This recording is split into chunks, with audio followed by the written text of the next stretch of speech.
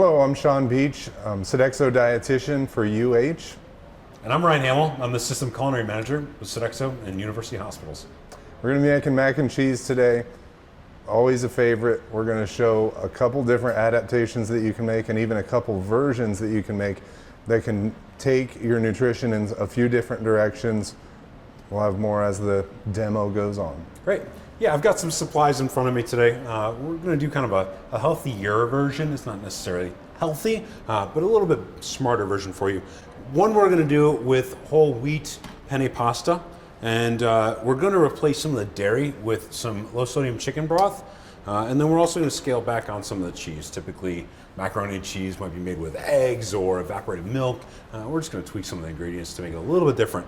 We're going to replace some of that flavor that we're taking out with the cheese. We got some yellow mustard here. It's a strong English mustard, and then a little bit of turmeric, some garlic powder, and a little bit of hot sauce is going to kind of round it all out. We're also going to make a second version, and this is going to be a plant-based version, which kind of stokes me out a little bit because I don't eat cheese. We've got some veggie broth again, a similar recipe. We're using vegetable-based or plant-based cheese, fake cheese shreds basically. And then turmeric, mustard, garlic powder, a little bit of hot sauce. We got some plant butter and then some vegan sour cream.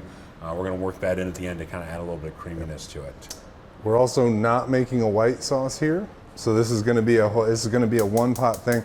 So it can also make it a little bit more convenient for those of us who are making weeknight dinners and stuff to go a little bit beyond just the box mac and cheese. Yeah, one thing about mac and cheese is it does seem like there's always a dozen pans that we have got going on here. This one just uses one pot, which is kind of fun. So I'm going to add about 2.5 to 3 cups of veggie stock, or this is chicken broth, into one pot here. I'm going to get both of them going at the same time. I've got a cup of whole milk. You don't really want to use 2% here because it's not going to hold together in the same way that whole milk will. And then I've got a couple tablespoons of unsalted butter that we're adding. And we're going to bring this to a boil, and this is going to be the cooking liquid for the pasta. Typically, we would cook pasta, drain it, make sauce, mix it, throw it in a pan, bake it, all that, right? Yep, This water. is simplified. This is my veggie stock here. Again, this one's going to be a plant-based version of it. Also got a little bit of mushroom base in there. Here's my plant butter. There's a bunch of different versions out there. Pick the one you like and go with it. I've been non-dairy for a little bit, and the technology on this has really gotten a lot better. Yeah, and I think one of the things that has confused me a little bit, even as a dietitian, when I'm, owing to like you as a consumer when you're out there looking, is that I have seen the plant butters, various big brands have a plant butter, and I'm always wondering, well, what's the difference between that and margarine, which we've had for a million years, which is still plant-based. But margarine actually does have a little bit of dairy in it. You can find dairy-less margarines, but this is made with extra virgin olive oil. You have to be careful though sometimes. I'm going to be straight up with you. A lot of times you'll see cashew milk used in the ingredient just because it's just a naturally creamy thing. But if you have a nut allergy, you might be mindful of that. Oat milk is also a very popular plant-based version, but if you have a gluten allergy, just be mindful of that as well, right? And realistically, butter does have more solids in it, and that's what gives it the creaminess, whereas a margarine is essentially just super whipped / hydrogenated straight up oil. Yeah, So, and margarine won't necessarily work in baking the same way that some of the modern plant butters do work in baking. All right, so I'm gonna bring both of these to a boil. I did add my garlic and turmeric to each. I'm gonna add just a little bit of hot sauce, your favorite hot sauce. Mine is sriracha, so that's what we're using. And then I've got a little bit of, this is yellow mustard. French's will work, Dijon works. This is English yellow mustard. It's got a nice bite to it. I started avoiding dairy about 4 or 5 years ago, and I've learned to incorporate some of those flavors from cheese because I'm a chef. I love cheese, but I've learned that you can kind of pull some of those flavors back by using ingredients like hot sauce and mustard. There's some of those flavor elements are actually in there when you break it down on a molecular level. So the mustard here is going to give it a little bit of bite that you might get out of a sharp cheddar. All right, we're coming to a boil here. We talked about making, you mentioned making a white sauce earlier, right? So classically when we make mac and cheese, we make what's called a bechamel, which is milk, butter, flour, bring that to a boil, let it cook for about 25 minutes or so. And then you fold the cheese into that because you need something for the cheese to stick to. Or else what happens? It's just like melting it on a pizza. Yeah, it's stringy, stringy, right? and it's just globs. Desirable in pizza, not desirable when eating macaroni and cheese. Right. Doesn't. So it kind of suspends it, melts it, makes it a uniform thing. Yeah. And normally we would boil the pasta in a ton of water. Here we're just using a little amount because the starch that comes off the pasta is going to actually thicken the sauce and be the thing that binds everything together. So my veggie one's boiling here. We're gonna add our pasta. And you want the water to cover the pasta. So if you have to add a little more broth, that's fine. And we're gonna stir this continuously for about 10 to 12 minutes, just until the pasta becomes al dente or toothsome. This is good. Same thing over here. I'm gonna add my whole grain pasta. It's boiling. And we'll keep stirring these frequently, and we'll come back in a couple minutes and finish it up. Great, welcome back. We cooked this for about 8 minutes, and you can see that all the liquid is cooked out of it, and it's really, we have to shake it and stir it and just kind of keep an eye on it. Added a little bit of broth back to it to make sure that the pasta was mostly covered. And this one's just finishing up now. You can see we got this on a rapid boil to keep it going the whole way through. And this is really coming together. The sauce it's nice and thick. The next thing that we do here is we're just gonna fold the cheese in.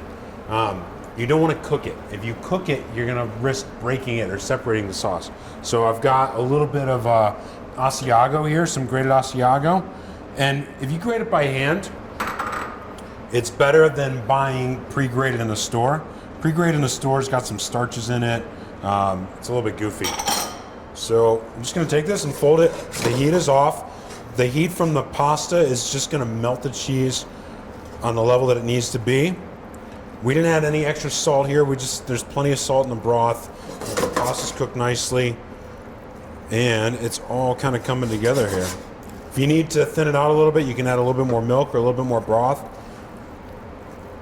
But just fold this together, let it sit for a second, and then we'll do the same thing with the veggie side. So I've got some plant-based mozzarella shreds here, and I've also got some plant-based cheddar cheese. Why don't you give that a stir for me, Sean? And then just a touch of this vegan sour cream, which is kind of the whole dairy-free subs are acquired taste, but it's better than not having it. And while the pasta was cooking, I noticed that you were really watching these things to make sure that you were adding additional liquid or watching how quickly it was getting pulled into the pasta. So that's something that you're going to want to do at home when you're cooking it in the liquid that is then going to become basically part of the dish, rather than doing the whole water, boil, forget about it, and then drain it thing. Yep. How's that one looking? It looks good. It is working out. Yeah. Let's add a little bit of heat to it. Same thing with, that's the wrong one. I don't know how to work the stove here. Same thing here. This one just kind of, I turned the heat back on just to melt the cheese a little bit. And it is coming together pretty nicely. You might have to adjust the consistency a little bit with a little bit more. I'm just using some low sodium or unsalted chicken or vegetable stock here. You can make your own if you wanted to. And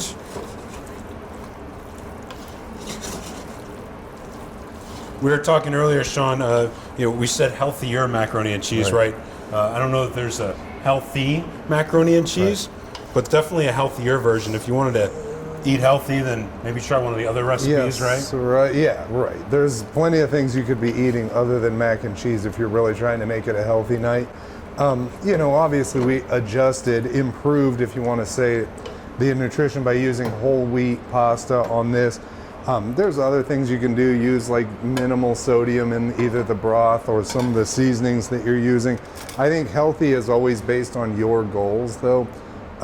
Some people are looking to get more whole grains in their diet. If that's the extent of the health change that they're trying to make, then this qualifies for that. Obviously, you could mess around with reducing the fat content of the milk that you're using, or they do make reduced fat cheeses. But I think if you start messing with that, you're really going to mess with the integrity of this type of dish. Because a lot of people, when they think health, they're thinking less calories or something like that. And there's only so far you can go on mac and cheese to reduce the calories before you're not really eating mac and cheese anymore. So I'm going to pull that out here into the bowl, and you can see this is nice and creamy, right? And then the same thing with our plant-based version. Give it a good stir. I adjusted the seasoning on it's pretty good, and you can see it's nice and I think he sandbagged the non-vegan one because he wanted that one to perform better. Because this looks really good. Yeah, the right? vegan one looks better than the. Yeah, this is a completely dairy-free version of macaroni and cheese that we made in about 15 minutes in one pot. It was a lot of fun. Yeah. It worked. Right. Well, we'll have to see in a minute. We got to try it, right? Yep, we'll try it. Great. Thank you very much. Thank you.